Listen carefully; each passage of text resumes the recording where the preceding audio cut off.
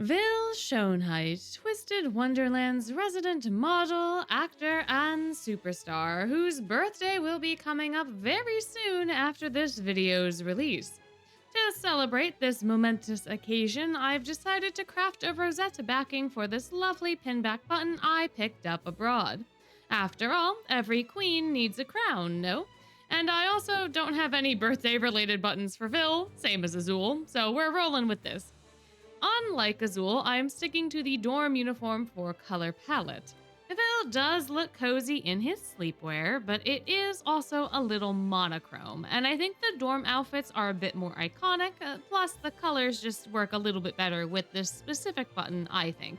Now, as much as I love rosettes and have become addicted to making them, this design in particular was extremely challenging. I knew I wanted to use this ribbon because it reminded me of Palm Fiore, but I also didn't think ahead at all. So combining each of these elements into something halfway decent took way longer than I was expecting. And I have chosen to attribute these struggles to Vil's character, since he highly values persevering through grit and determination to become or get something beautiful. Vil is the house warden of Palm Fiore, who secured his position by crafting the most potent poison, as is tradition. He's also a model and actor who wishes to earn his very own handprint on the Walk of Fame. However, right now, Vil's solely focused on his studies at NRC.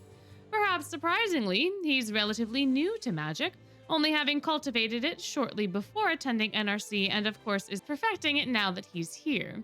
What Vil is not new to, however, is crafting homemade cosmetics and skincare. In fact, he and his father used making these products as a bonding activity when Vil was younger, so he's become quite skilled in crafting concoctions. When I first started Twist, I was really nervous for Book 5 because I thought for sure Vil would be a character that I'd detest. After all, he's based on the evil queen who is incredibly vain, obsessed with her appearance and stature to the point that she is willing to murder an innocent person to remain on top of her own illusory leaderboard. I expected Vil to share that characteristic a bit more overtly, like a stereotypical spoiled celebrity. And since Rook is based on the huntsman who betrays the queen, I figured the Overblot incident was also going to overtly reference this in some way.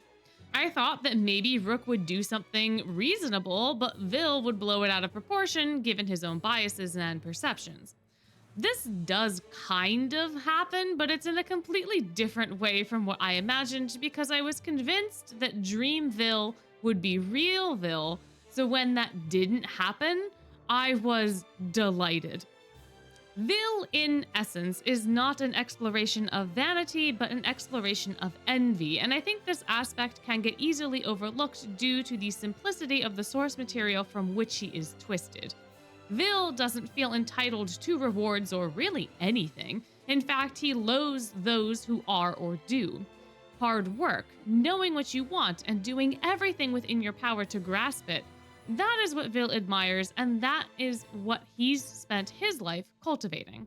This characterization makes him so refreshing to me, and I think it also allows the deeper questions posed by his crisis to resonate better. It can be easy, I think, to discredit the evil queen in Snow White due to her seemingly simple motivations, while Vil, on the other hand, offers way more complexity. He can't be written off as solely jealous since his motivations aren't entirely self-serving.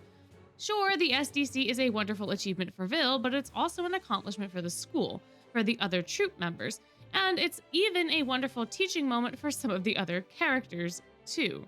Vil himself is much more focused on the actual titles and having his hard work recognized than he is Nej specifically, which is another difference between him and the Evil Queen that I really liked, but it was also something that I didn't fully understand for a long time. It is much easier to empathize with Vil's emotional state heading into that Overblot since we do get to see all of the effort that not only he, but everyone in that group put into making this event a success. Does Vil go about handling his complex emotions properly? Of course not. But he's also still a kid in many ways, and it's not entirely unreasonable to have a crash out about losing on this scale either, The poison is admittedly much too far.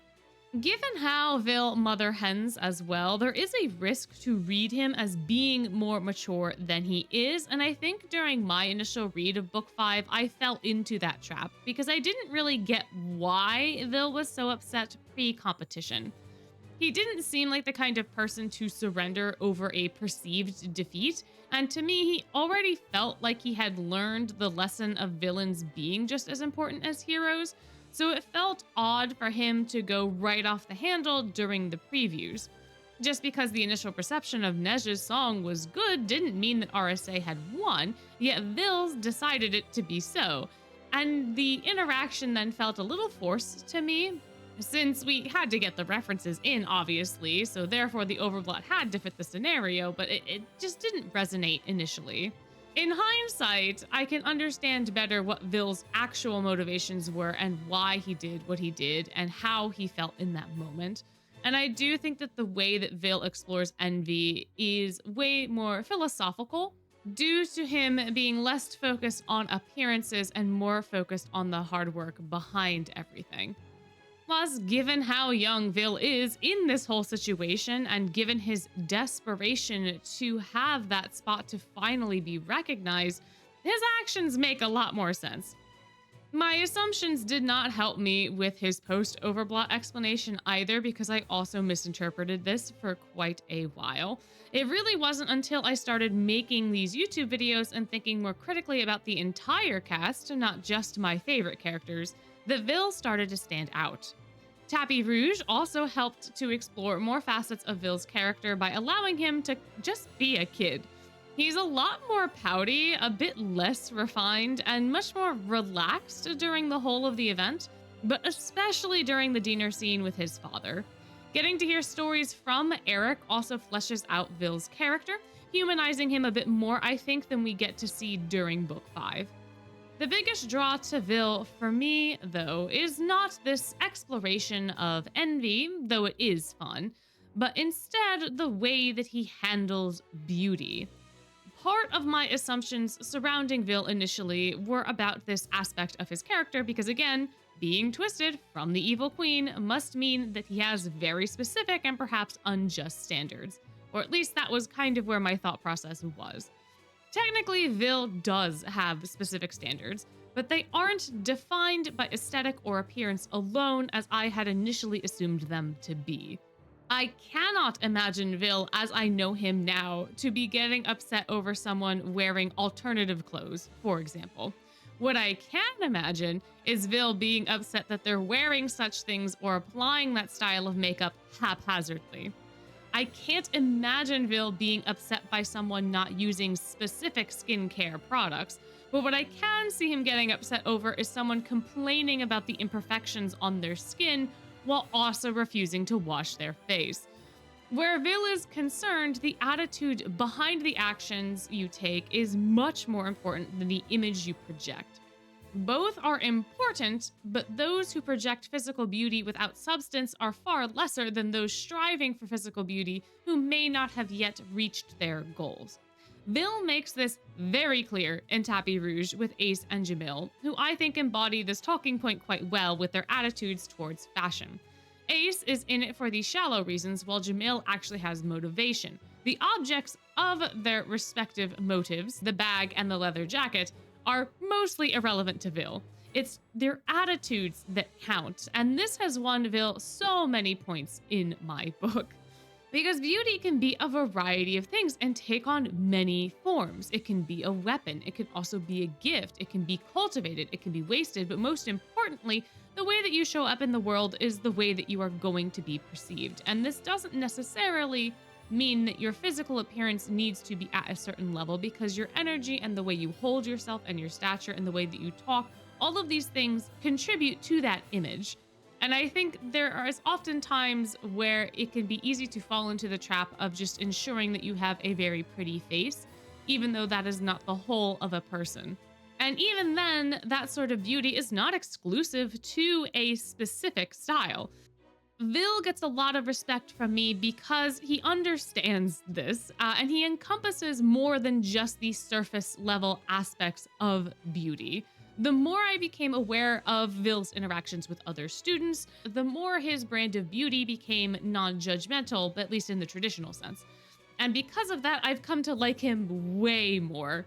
And I feel like I understand exactly where he's coming from within this realm because I had a very similar dynamic with certain folks as Ville did with Apple. Because when I was younger, I was very much an Apple.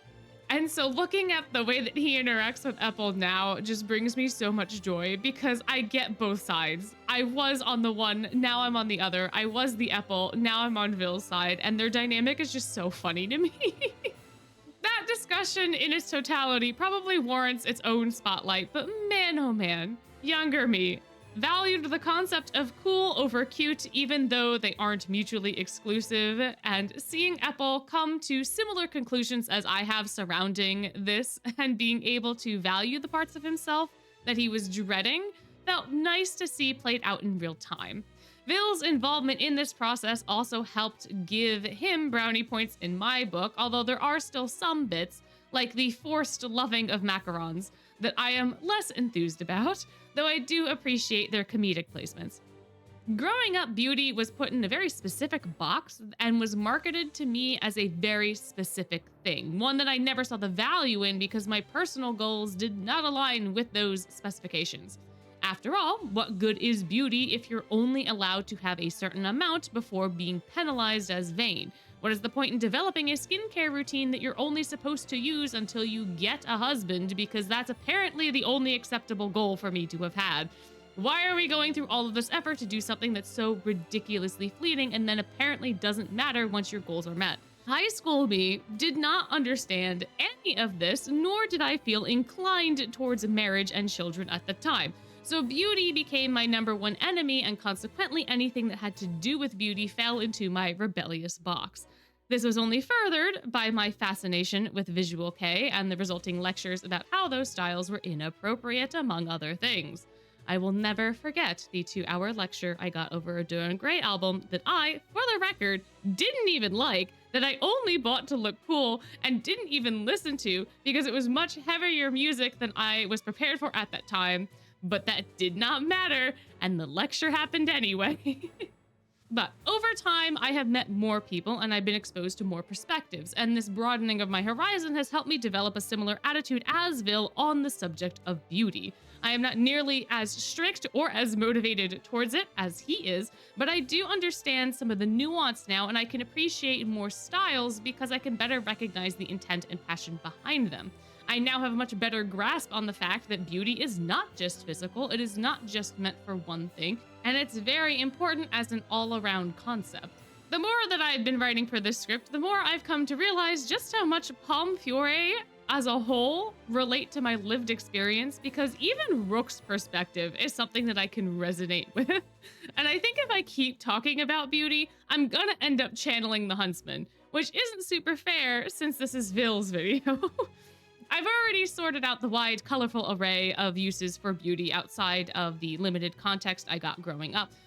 So with Ville's approach, it is less of an awakening to me and much more of a validation, so to speak. Whenever I see Ville discussing beauty or praising others for their hard work in Twist, it feels great. And seeing Ville struggle with Apple is a hilarious reminder of where I used to be and how much I have grown since. Ville has also inspired me to start looking into fashion, exploring that avenue a bit more thoroughly, to the point where I really want to start making my own clothes, which isn't nearly as economical as it used to be, but having a few tailored pieces that'll actually look good on me seems like a worthwhile investment nonetheless. Maybe if my skills improve enough, I'll even be able to create a Palm Fiore dorm uniform cosplay to wear at conventions if I ever start going to those again. I don't know, I just feel inspired when it comes to Palm Fiore, and Ville especially. After all, he is the crown jewel, the radiant leader of the dorm, and the fairest of all. I hope that this design does him some sort of justice. I honestly don't even know if I like it, but I like to think that Ville would praise my effort in making it nonetheless. So happy birthday to you, Ville, and thank you all so much for sticking around to the end. If you enjoyed watching this craft and listening to me ramble, then please let me know with a comment down below. And if you'd like to see more content like this in the future, let me know that too. If comments aren't your thing, you could always like and subscribe instead. But before you go, I just have to remind you that you're amazing, and I hope you have a wonderful day.